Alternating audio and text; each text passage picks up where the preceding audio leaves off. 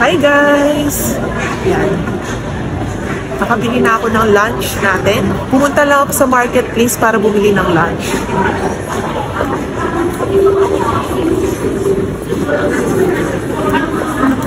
Mas mura kasi doon sa marketplace. Tsaka maraming choices. So later, papakita ko sa inyo kung ano yung mga pwede nyong bilhin doon na pagkain. Samahan niyo ako ulit. Bye!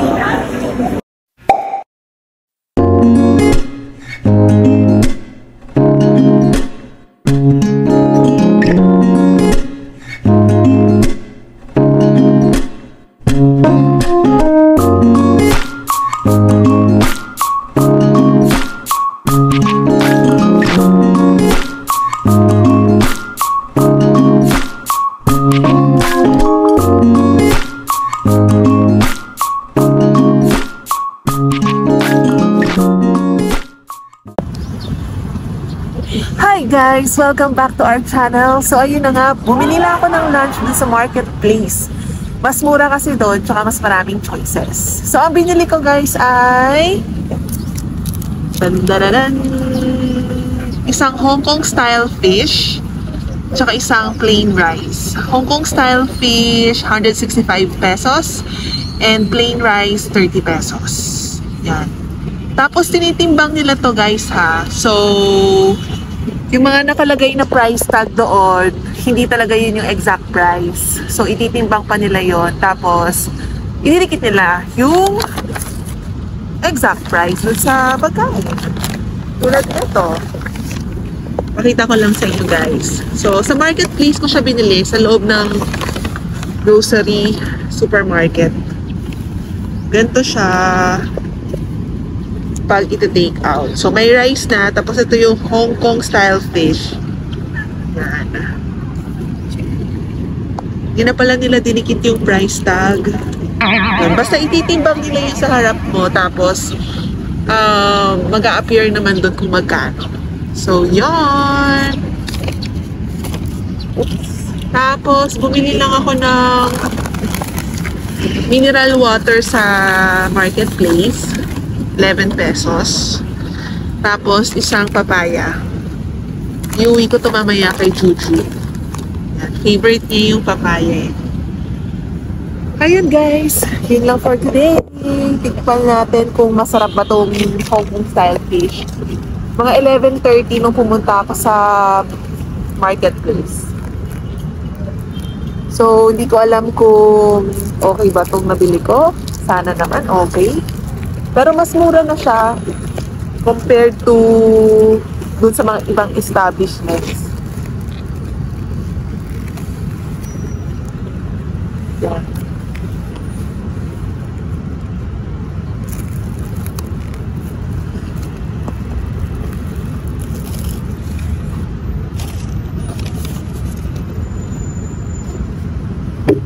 Alcohol muna tayo. Binigyan din nila ako ng utensils. Ano natin?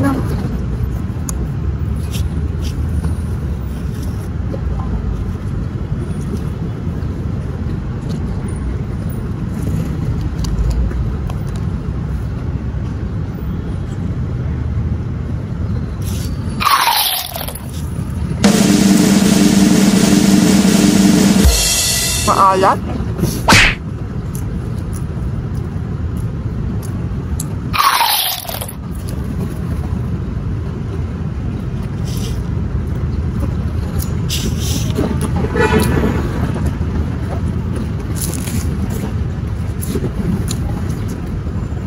Hindi kasi ako sanay kumain ng maalat, guys.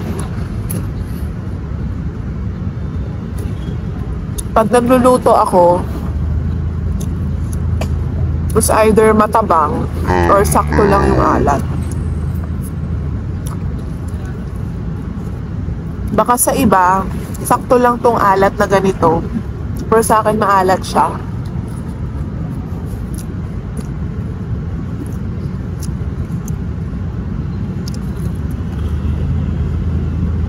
Pero masarap naman guys, malambot yung isda. Yun nga lang, maalat yung sauce.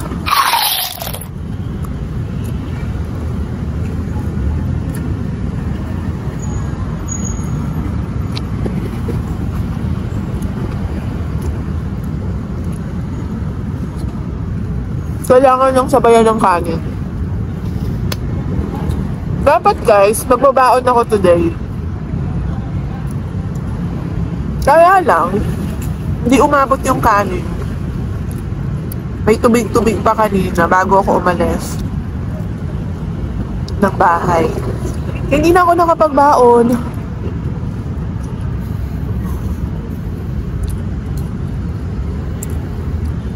Bibigyan ko ulit kayo ng baon ideas. Mabilis lang lutuin yun eh. Chicken mushroom. Kaya lang yun nga. Next week na lang ulit. Kasi hindi ko siya nadala dito.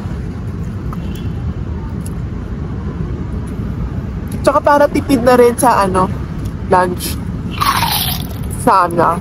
Kaya lang ito, napabili ulit.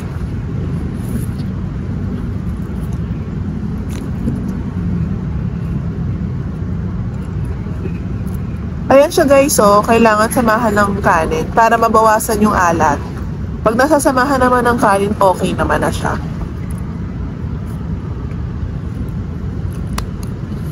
So yun lang for today guys. Wala naman ako masyadong ganap. Shinare ko lang sa inyo yung lunch ko.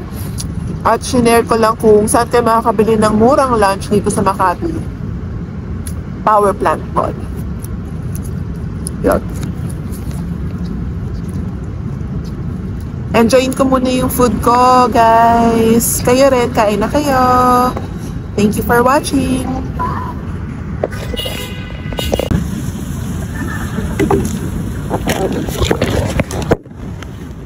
Tapos na ako kumain, guys.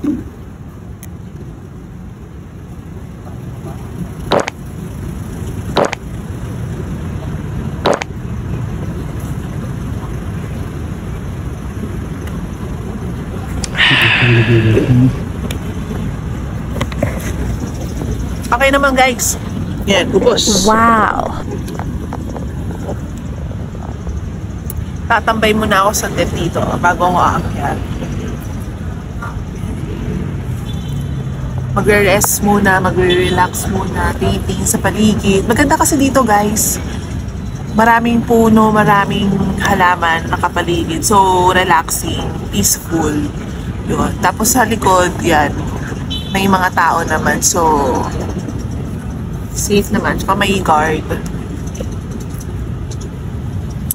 Yun lang guys.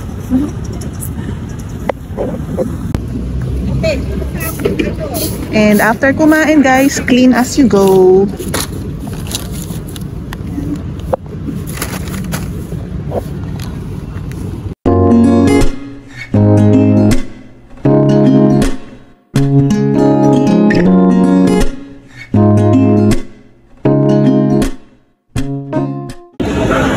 Hi guys, nandito ako ngayon sa SM Aura, may bibilhin lang. Tingnan nyo, ganda ng design nila sa Chinese New Year.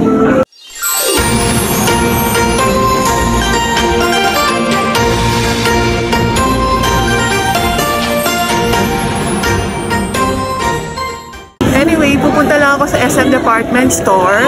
Bibili ako ng yung sipit pang damit. Para kay Juju. Para dun sa grip niya daw, mas maging, hindi ko ma-explain. Pero, yun, explain ko na lang in the future. Punta lang tayong SM Department Store, guys.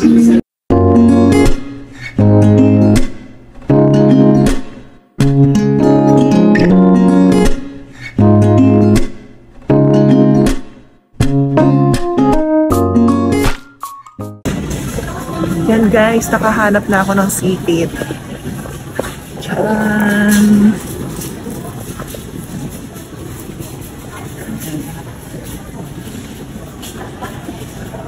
Let's go! Tapos guys, maghanap tayo ng merienda. Magka 5:30 na. 5:10 dapat nandun na tayo sa labas. 5:15 para mag-antay ng shuttle. Yan guys, nakabili na tayo ng coconut juice. Hi guys! Nakabili na ako. So, pakita ko lang yung mga binili ko guys. So, eto siya. Bumili ako ng Fitbit. Para kay Juju to guys. Ba't ko nga ba ito binili? Sabi sa amin nung nag-assess sa kanya, makakatulong to sa kanya para sa pagsusulat. So, di ba pinipindot-pindot ito? Mas mapapractice yung pag-grip niya ng pencil by doing this exercise. So, kailangan lang niya i-clip to magkabilaan. I-clip ng i-clip sa dulo. Yan. Yan yung exercise na para sa kamay. Ito naman, bottle. Pero, trainer cup na siya. Yan. Kasi may straw pa yung cup niya ngayon eh. Nagsustraw pa siya. Tsaka, ginat-ngat niya yung straw niya. So, nasira na. Eh, naisip ko bigyan na lang siya ng trainer cup na yun. Actually, nagka-cup naman na siya. Kaso, natatapon-tapon pa.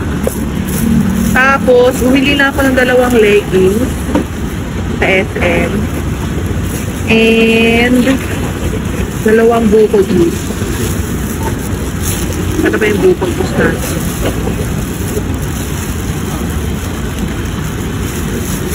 Dalawang buko juice. Yun lang naman guys. Wala naman ako masyadong biniling iba pa. Mga kailangan lang talaga. Yun.